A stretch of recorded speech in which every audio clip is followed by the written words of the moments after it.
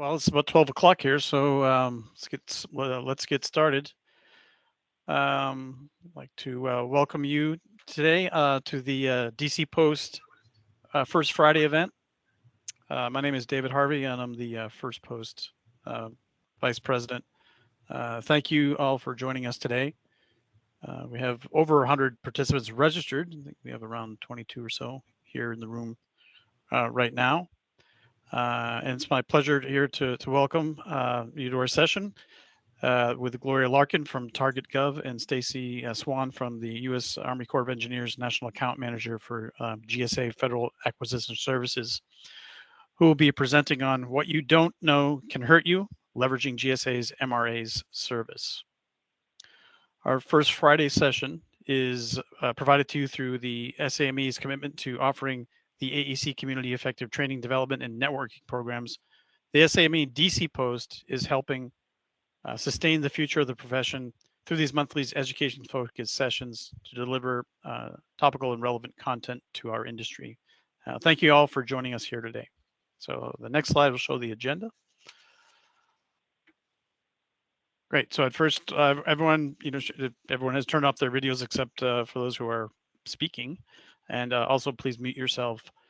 So what we're going to do now is have a moment of silence for all of those that are serving abroad and are away from their families during this time.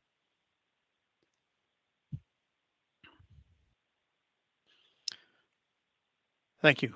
And we're going to now have the lead of the Pledge of Allegiance. I pledge allegiance to the flag of the United States of America and to the republic for which it stands, one nation, under God, indivisible, with liberty and justice for all.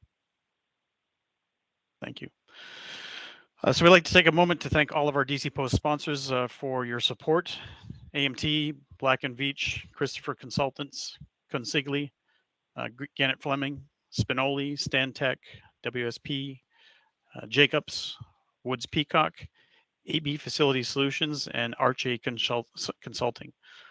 We truly appreciate your support, and we couldn't put on these events without you, and we are grateful for your outstanding sponsorship. Your help supports us meet our society's goals, including providing excellent content for our members, industry and government engagement, building resilient communities, connecting with future leaders through our student and young members groups, enriching the STEM pipeline, and preparing our military and veterans for life after the service. If you're not already a DC Post sponsor and would like to support our post with an annual scholarship, we would love to add your name to the list for future programs and events for next year. Please visit our website for more information about sponsorship levels and how you can give back to your community through the DC Post sponsorship. All right, well, now it's time for our main program. Again, please note that this program will provide with one professional development hour from the SAME DC Post. So check out that will come in an email from the DC Post through the Eventbrite software that you signed up with, along with a copy of the slides. And we're recording this session, and we'll post a video on our website later. All right. Well, I'm not going to read all of this, but there's this, you see here. There's the objectives for the presentation, and people can ask questions in the chat, and we'll get to those later. We'll also, if we have time, we'll be able to unmute people, and people will be able to ask their questions verbally at the end. All right, next slides will be the speakers. Gloria Larkin is the president and CEO of Target Gov, a government business development marketing consulting firm offering the exclusive federal acquisitions, federal acceleration strategies and tactics, the FAST process. The Kickstart programs, capability statements, certification services, capture, recruiting, and RFP services. In recent years, clients have won over $8 billion in federal contracts. Gloria also serves as the American Express National Procurement Advisor and has been interviewed on MSNBC and featured in the Wall Street Journal, Forbes, Inc. magazine, and TheStreet.com. She's the author of The Basic Guide to Government Contracting, How to Build a Successful Government Contracting Business, and The Veterans Business Guide, and of hundreds of federal articles in print and online. She is the educational Foundation Board Chair Emeritus for WIPP, representing millions of businesswomen nationwide. Joining Ms. Larkin is Stacy Swan, who serves as the National Account Manager for the U.S. Army Corps of Engineers for the GSA Federal Acquisition Services.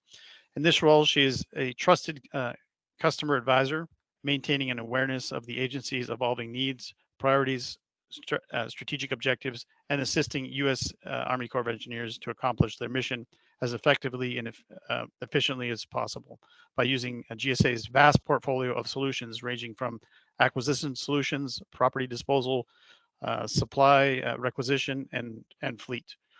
In addition to USACE, Ms. Swan also serves as the National Account Manager for the Department of Homeland Security, Department of Justice, and the National Aeronautics and Space Administration. Well, Gloria and Stacy, I'd like to thank you for joining us today, and I'll now turn the program over to you. Thank you. Thank you so much for your kind introduction. I'm very excited to be here today. Stacy, great to have you here. As we move forward with this session today, we want to focus on things that you don't know yet, what you can hurt you, leveraging this new process that GSA has instituted, the MRAS, and what it is and how it will positively affect you.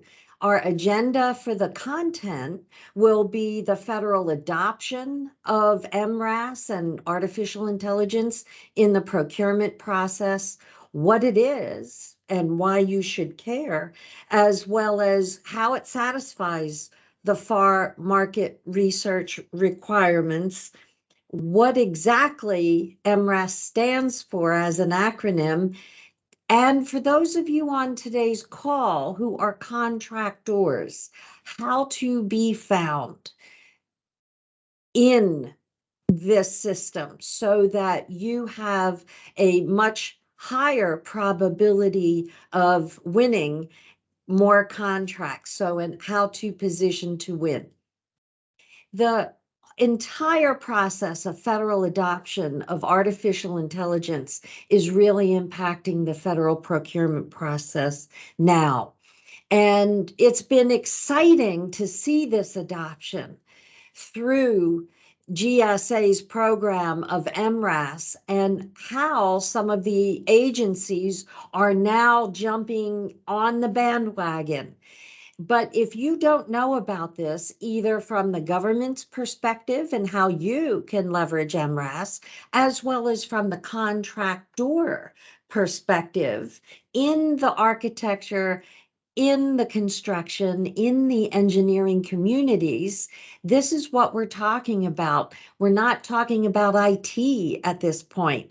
So this is virtual and augmented reality being used, robotic process automation, and the mysterious blockchain as well. How can you leverage this in the AEC community? Bottom line, it will also create questions in your mind. Will the FAR market research process be satisfied through this MRAS and other artificial intelligence processes? And I can say from industry perspective, yes, the intent of utilizing artificial intelligence, bottom line, is satisfying the requirements that FAR states in the market research requirements. So the good news is, yes, FAR is covered through this artificial intelligence process. But in order for you to leverage it, it's important for you to know what MRAS is and why you should care. So on this slide, I'm going to go through it relatively quickly. The point of MRAS, it stands for Market Research as a Service. And market research as a service is what Stacy is going to be giving us more insight on. The service that GSA has developed to offer to all federal agencies. From the contractor perspective, that would be what I will be speaking from.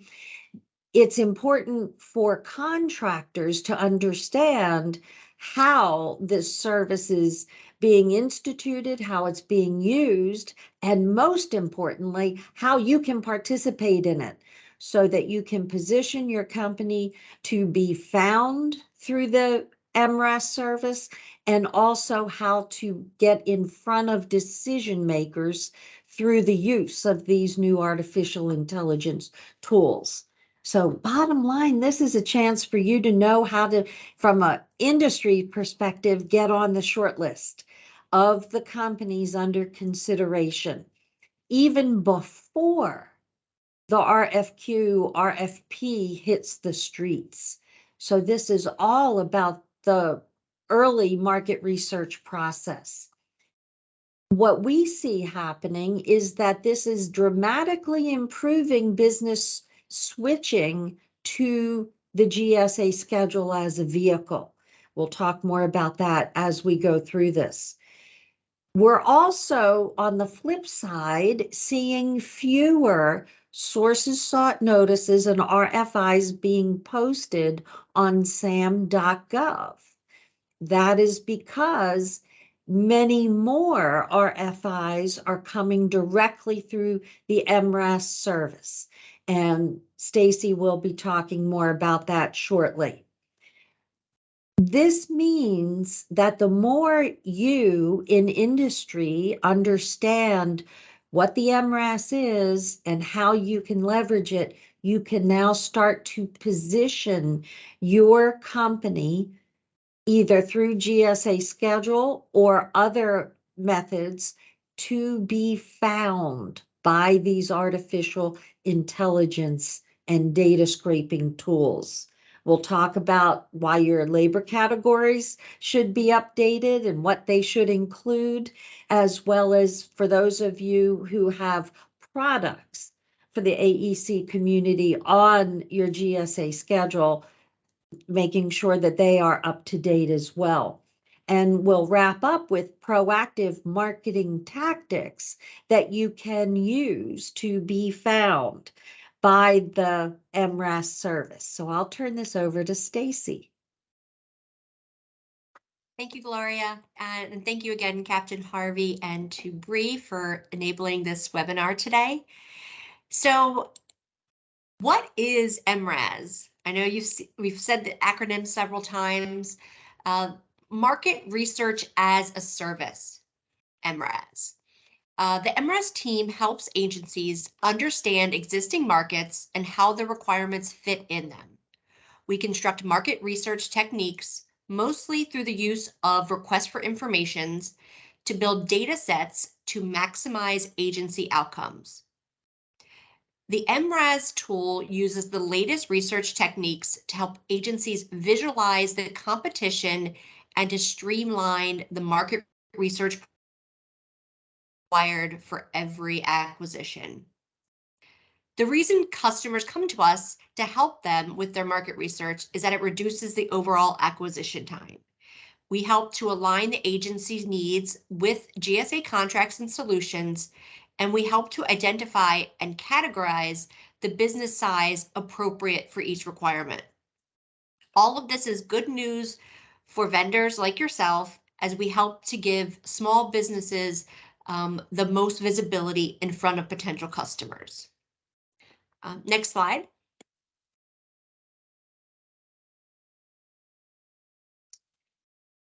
So the market research as a service is really an umbrella service offering.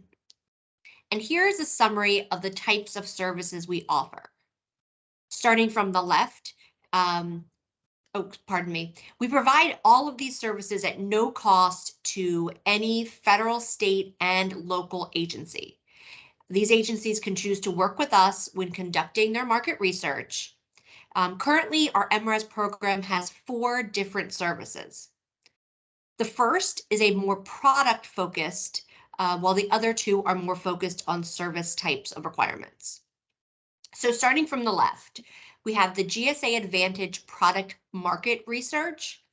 And again, back to Gloria's opening statements about using AI and bot technology. This uses bot technology to allow us to search up to 20,000 items on GSA Advantage at once. There's no need for customers to put in each manufacturer part individually and research it. We can do up to 20,000 items at once and turn over a market research report. The second one is called Rapid Review.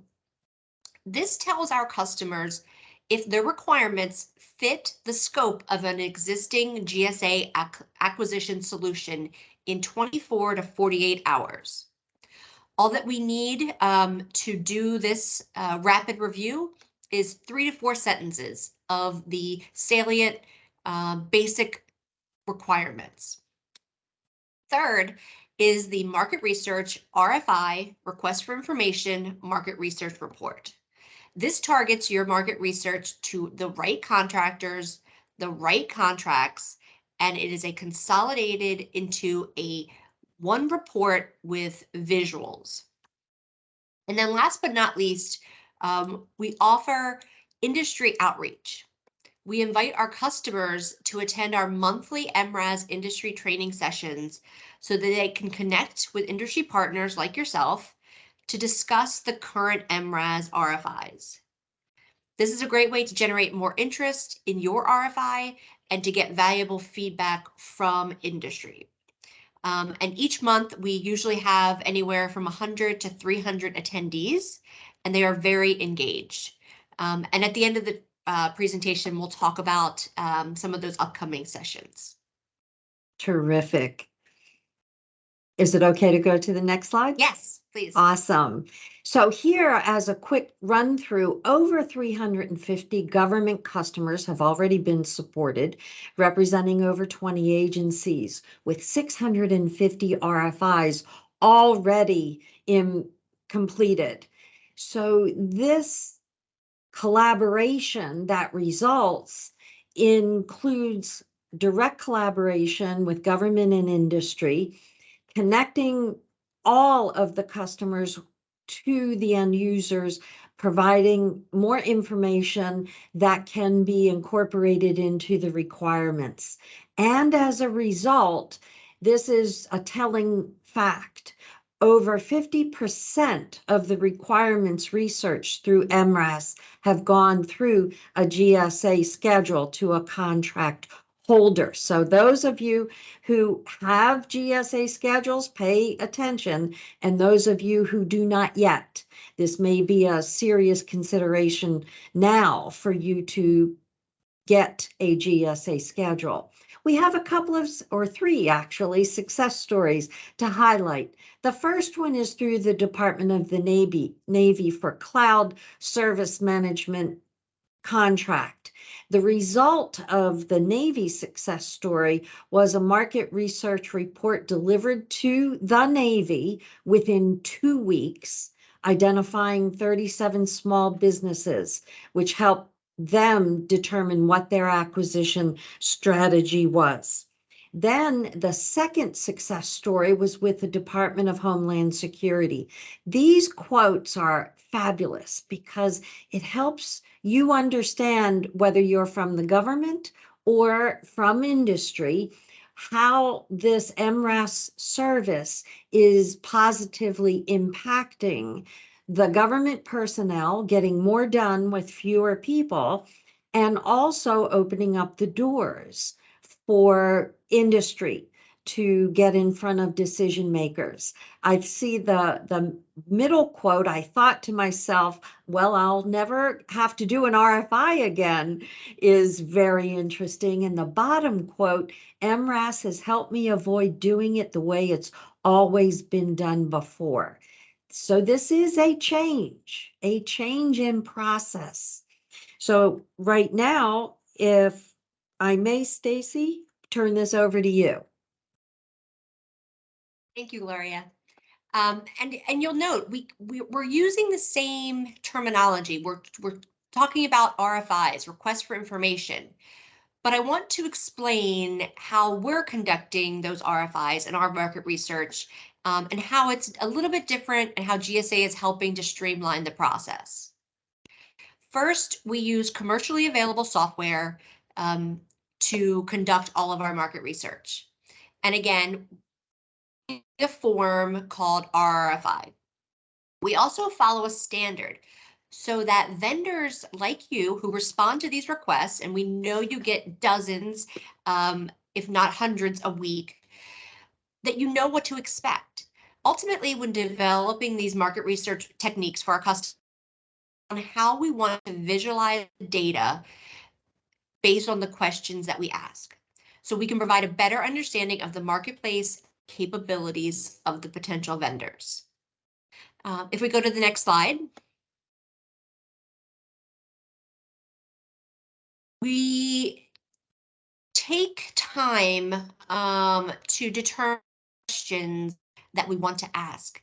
And again, the questions are being built around how we want to visualize the data for our customers. So whenever possible, we ask a yes or no question and then ask you to expand if you need to in a streamlined capability statement, which is typically 3 pages or less. We also try to predefine what we think the answers might be. For instance, if we want to know how much a contractor will subcontract, we will offer responses with estimated percentages. If we want to know what you think about labor categories, we give you the categories we are thinking about and let you rank them or add more.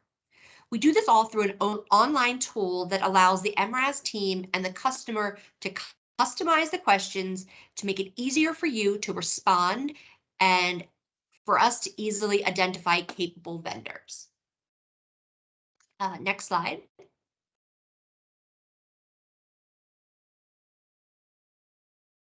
So after we receive your responses, we produce easy to understand reports that rack and stack the data points to help visualize the results so decision makers within an agency can create better acquisition strategies.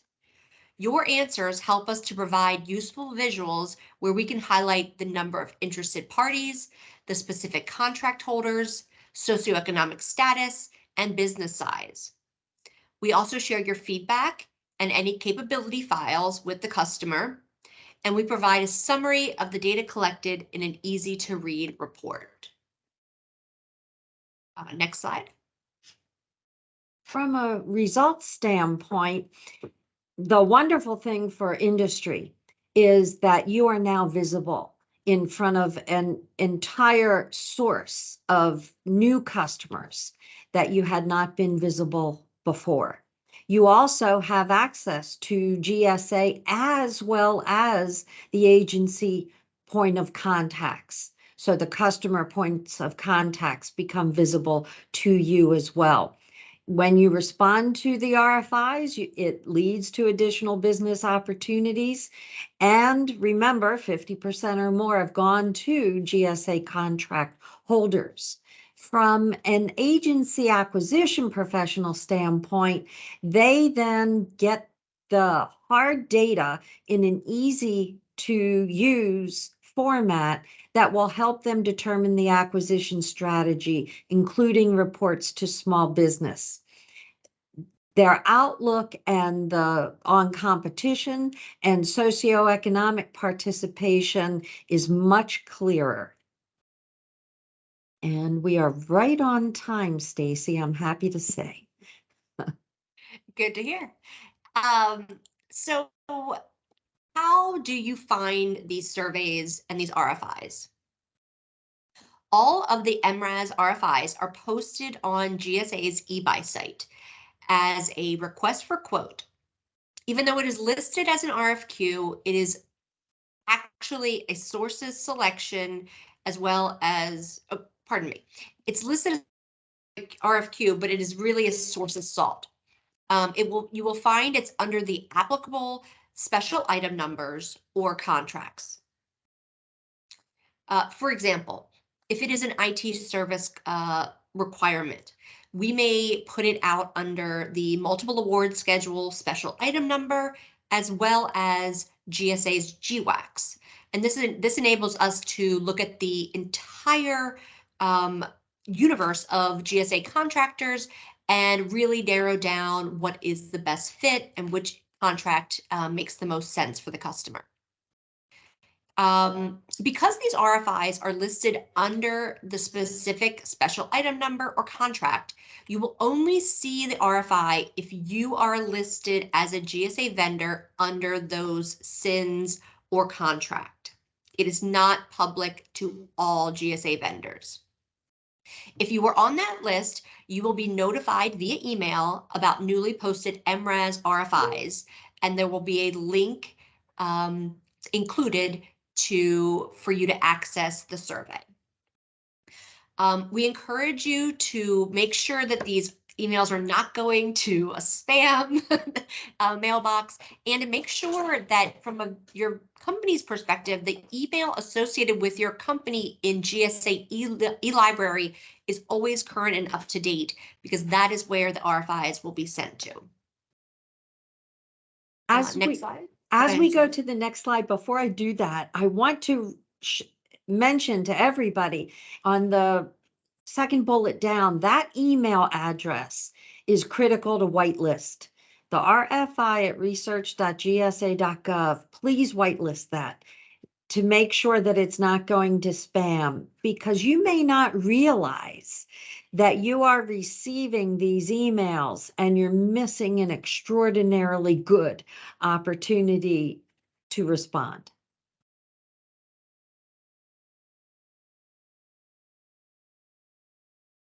Okay, so what happens next? After an MRAS has been completed, so what happens after you reply to one of these MRAS RFIs?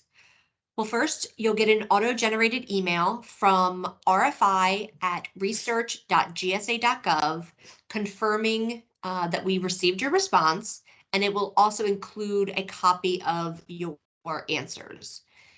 Then we a customized market research report that summarizes all of the responses to the agency's acquisition professional. In these reports, we also include any feedback that you may have provided regarding the requirement. Finally, the agency and the GSA point of contact is provided to you if you have any further questions regarding the RFI or requirement. Next slide. Okay, some reminders. So, regarding your point of contact information, we send the agency POC information to the email included in your original response 5 to 10 days after the RFI closes. If you, for any reason, need that information again, you can email us if you've misplaced that email, or if it may have went to a spam folder. If you have questions for the agency on the particular requirement, we encourage you to reach out directly to them. Any questions asked are up to the agency to answer once the RFI closes. Unfortunately, we are unable to provide information regarding the expected acquisition strategy or expected RFP date. You would need to contact the agency POC for that information. And next slide. And as we come to the end of the presentation, I wanted to share our upcoming dates for those monthly industry trainings. Again, this is a great time to hear the latest on this ever-evolving service. And that is important to know. This is not static. We are constantly making improvements to the process, making changes to the reports as we learn and get feedback both from industry and from our customer agencies. Thank you so much, Stacy. We still have a little bit more information to share with you from a tactical perspective.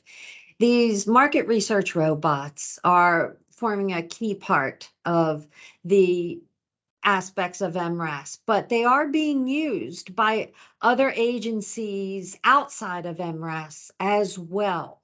So this is something that you need to know, whether you're a large business or a small business. Identifying keywords and phrases that your customers are using for the AEC related services and products that you provide will be critical. So you want to get as granular as possible in the keywords and phrases that describe the products and services that you're providing, so that you can be found by these data scraping tools, even outside of the MRAS opportunities. So from an action item standpoint, what do you need to do? In the various databases, whether you're large or small, you want to incorporate the appropriate information, keywords and phrases into SAM.gov. And yes, there is a place in SAM.gov for you to add keywords and phrases. If you're unsure where, just reach out to me. Happy to answer that for you. If you're a small business in the SBA's dynamic small business search, yes, there are fields, 4 of them as a matter of fact, for you to put in keywords and phrases. For all of you that have CPARs, this is your chance and your responses to your CPARs to incorporate appropriate keywords and phrases, because these data scraping tools are scraping a wide series of government databases in order to find the contractors that are used. Even for those opportunities that require security clearances, DSS is automatically part of these robotic searches. But then there are agency-specific databases. So Army Corps of Engineers, Health and Human Services, even NSA, they all have agency-specific databases for contractors. It's your responsibility to make sure that you have the right information, keywords and phrases, GSA categories and SINs, NAICS codes, PSC codes all need to be up to date. So from a marketing standpoint, your positioning tools are even more critical. Your opportunity identifiers. Now you're learning that it's not all posted on SAM.gov. It will be posted through eBuy, as well as receiving notices through your email. So make sure you're paying attention as how all of the opportunities are being posted. Your capability statement must be updated. I'd be happy to talk to you on a one-on-one about, or our team will talk to you about how to update your CAPE statement to satisfy these new artificial intelligence and data scraping tools. The automatic bid, no bid process, I'd be happy to fill you in on that, as well as a CRM system that you could use to help support all of these data elements. So as we come into a recap, we're going to be able to go into the actual questions and answers. I see that we're getting a few questions in now. Please type them in, and we'll also be able to incorporate live questions as well regarding all of the MRAS services, the artificial intelligence, the data scraping tools as well. I'm happy to share handouts with you, not just the session slides, but the GSA has given the entire slide deck for the MRAS service and made that available to you as well. We had selected slides today, but they have a full slide deck that will be part of the handouts, along with the FAR market research. I've got a couple of articles we'll make available to you, the MRAS industry facts, so that you can have answers to the frequently asked questions at your fingertips. And then the last bullet, for those small businesses and large businesses, you need to know that there's an increasing share of the contract dollars that's been mandated to be awarded to small disadvantaged businesses, growing from 5% up to 15% So who are you going to team with, partner with, so that whether you're a large business or small business, you actually see the amount of revenue that you want to see out of your federal customers. I'd be happy to chat with you about our fast process or kickstart, or even the hand it over to us marketing services in the future. So now would be a great time to address questions. I see that one of the questions that came through, Stacy, well, we've had a few of them. Are MRASs ever sent to large businesses? Yeah, I saw a few of the questions in there. So in terms of that question, so absolutely, yes. When we send out an MRAS, we do not narrow the pool. To begin with, we're looking at casting a wide of a net as possible. So the only way that we narrow it down is by an individual special item number, if it's on the schedules, or by, for example, if we're using OASIS, we would pick the particular pool that we think is best for that requirement. But it should be going out to every vendor in that group, whether you're a small or other than small business. So I would say if you're not seeing them, I would check to make sure your email is updated in the GSA eLibrary. That might be the problem. There's another question from John Croft. John, do you want to take yourself off mute and ask your question? Sure. The question was, I get a lot of RFIs via email, and the description of the MRAS is very short. Is there a way you can expand that description so I don't have to go into eBuy to read further? Just something short and sweet would be very helpful. John, that's a great comment and observation. It's definitely something both from an RFI perspective or just an eBuy RFQ that we train our customers to put enough information in that title so that vendors like you know if it's something that you should be looking into further. However, I would say the MRAS requests should all be coming and being filtered and, reviewed by our MRAS team. So I will take that feedback to them to make sure that we are giving enough information that you have an indication if it's something you want to look into further, because I can appreciate how many emails you're getting on a daily basis. Thank you. Next, I see Michael Rain had a question. Michael, would you like to ask your question? Sure. Thank you, Stacy and Gloria, for this presentation. It's excellent, as always, Gloria, so thank you very much for your time. My question is really around the volume and the multiple contracts, because GSA uses the MRAS process across all of your contracts, right? STARS, Alliant, MAS, and OASIS. But on the OASIS, we get them through Symphony too, and as well as in the eBuy system. So it comes in and floods. I mean, you get a lot. So you can imagine if you own a lot of SINs, right? And the way your search process works, you can flood a company's inbox with a lot of information. And so the concern becomes making sure that we don't miss something, or duplications and errors can happen. With that, is there a way that the process can be simplified so that when these things come in, not only are they coming in through the pooled email addresses, not only are they coming in through your points of contact on your various contracts, but they're also coming in through eBuy and they're coming in through Symphony. So you can see how this magnifies itself, right, in a company's inbox in the industry, both large and small. So I'm just wondering if there's a way to streamline that process. Maybe it's a complicated question, maybe others don't, but I know on the OASIS industry pool meetings that we have, it's been a big concern. Yeah, and Michael, I don't know what company you're from, but I could probably guess. It's maybe a larger one. And you reference OASIS.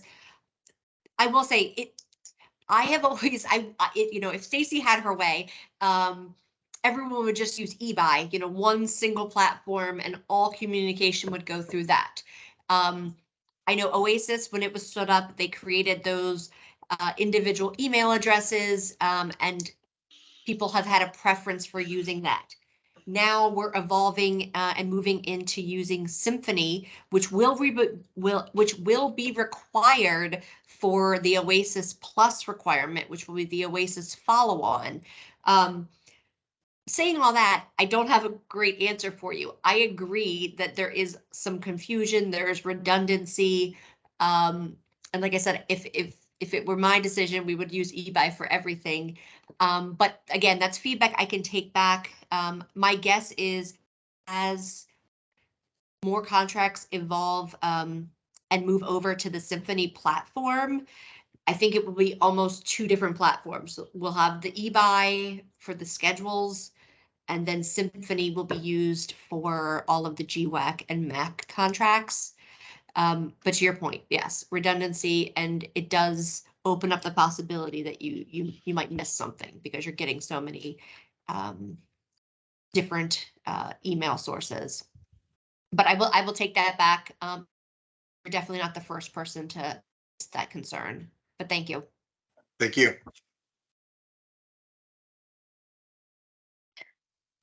We're still looking at questions in the chat, so if anybody else has any questions, please feel free to put them in there. I do have a side question, which is, this sounds like you have to have some kind of GSA schedule. What about folks that don't have a GSA schedule? How can they also take advantage of what we learned today about the MRAS system? Do they need to get a GSA schedule? Is that the goal? So I will say, so with the MRAS tools, it is only going out to GSA vendors.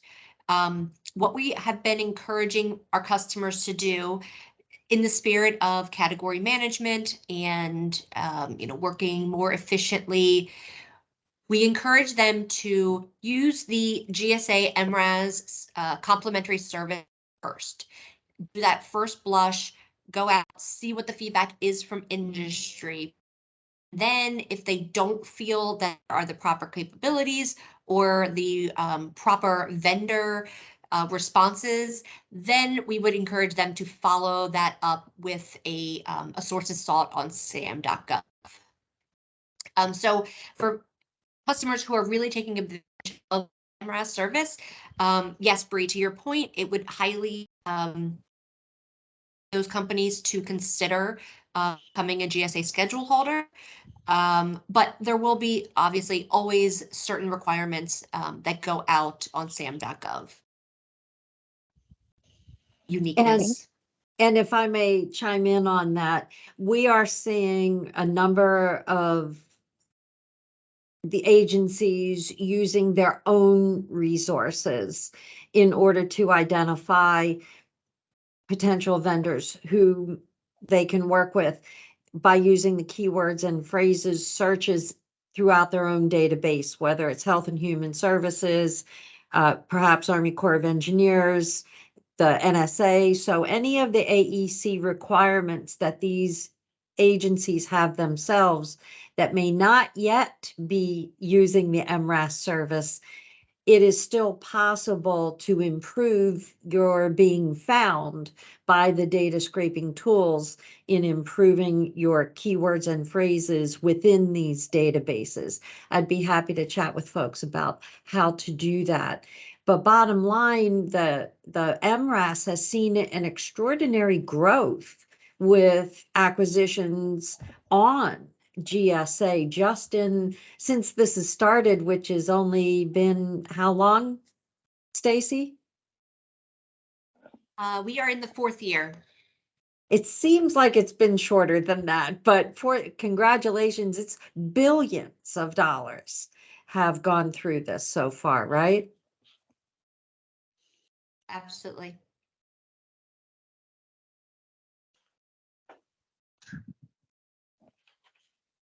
So I have another question. In general, do you think that the use for industry, do you think it benefits small business or large business or a little bit of both? What do you think? Stacy, why don't you field that first and then I'll chime in. think it can benefit both, but I think it is, to me, who it really benefits is the customer, because it's a much quicker way to get that feedback on whether a small or an other than small business is capable of performing the work.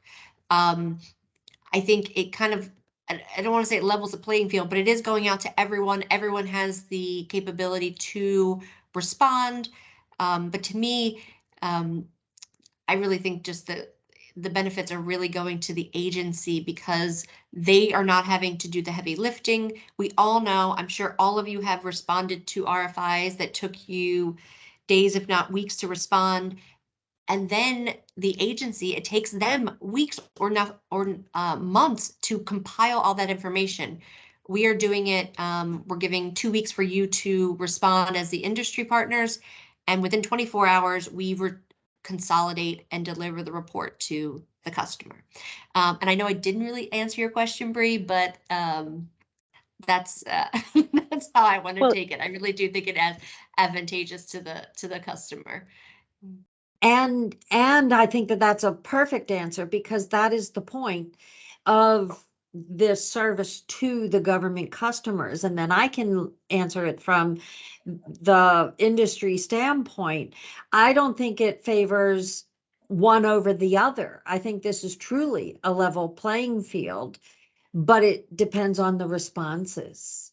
So for those businesses that have GSA, and I know that there's many large and many small businesses that have made the commitment in pursuing and receiving a GSA schedule. But there's many more small businesses that don't have it yet.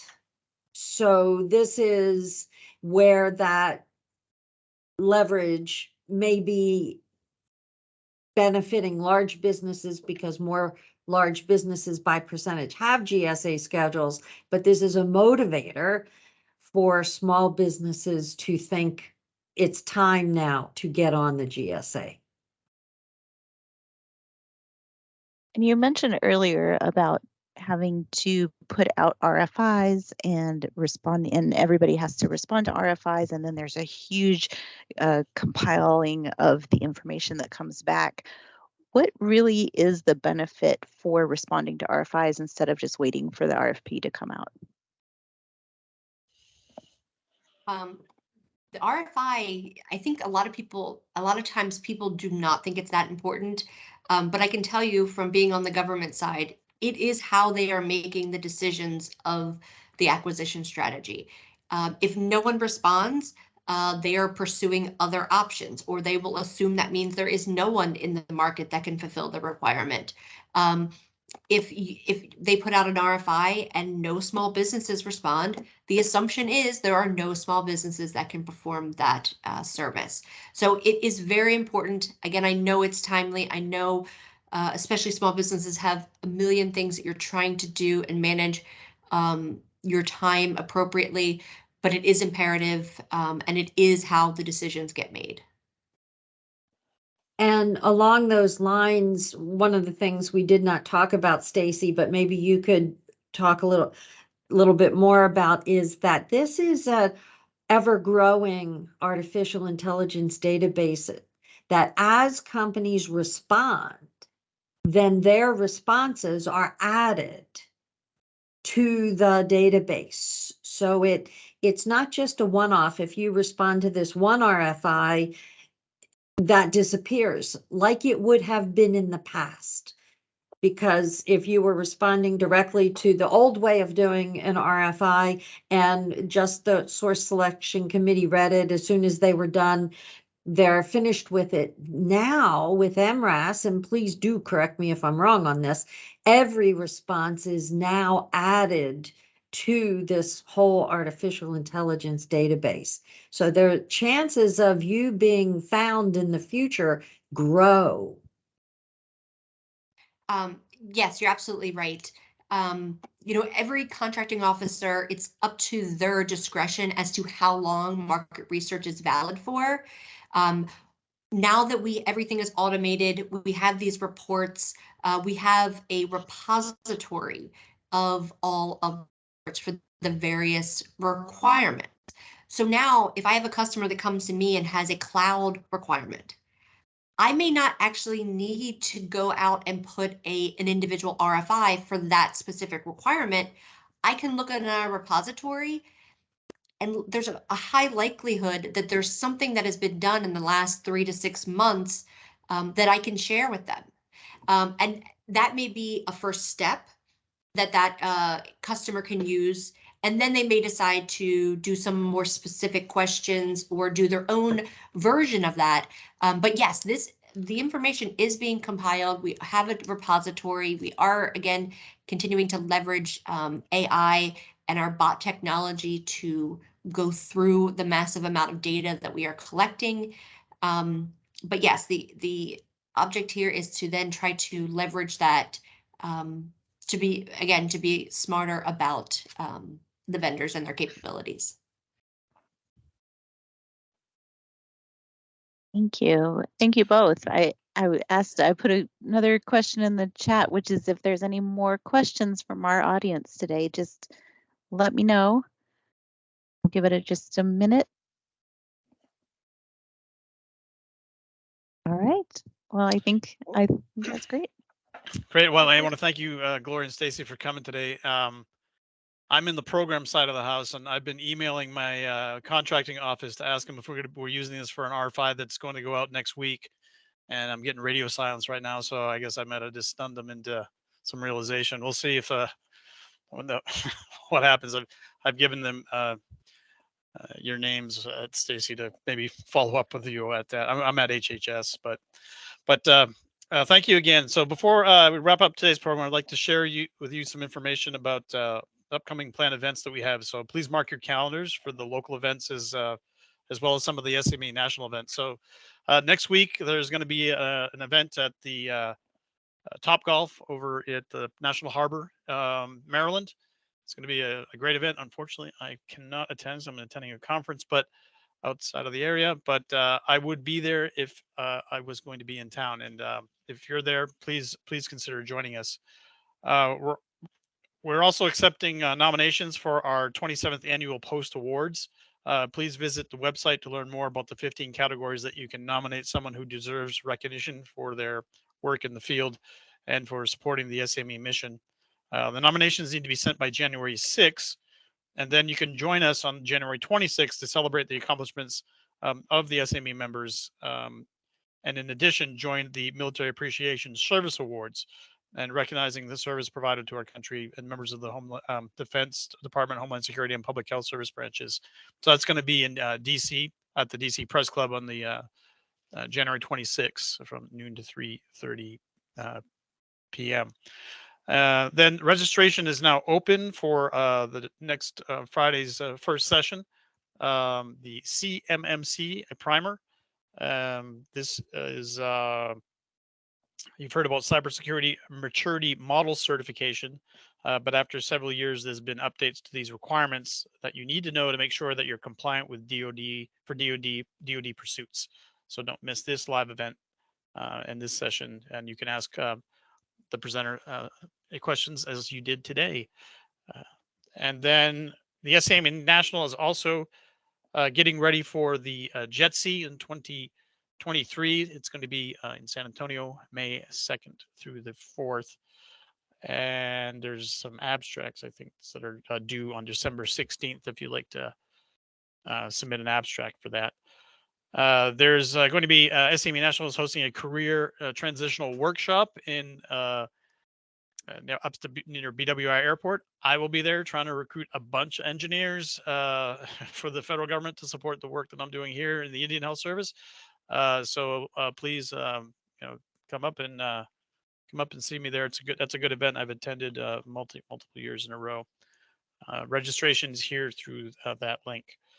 And finally, we've already started to plan our programming for the spring. So be sure to visit our website to find out more about what's coming up. The roundtable discussion on energy programs. Again, more First Friday sessions. We have a small business conference as well. It's coming up. in April. So lots of things going on. So hope to see you out at an event in person or virtually soon. So with that, I think we'll wrap it up. Again, just one last look at our sponsors here. And if you're interested in becoming a sponsor, please check out our website. We'd be happy to have you. Great. All right. Well, thank you, everyone, and please join us again next month.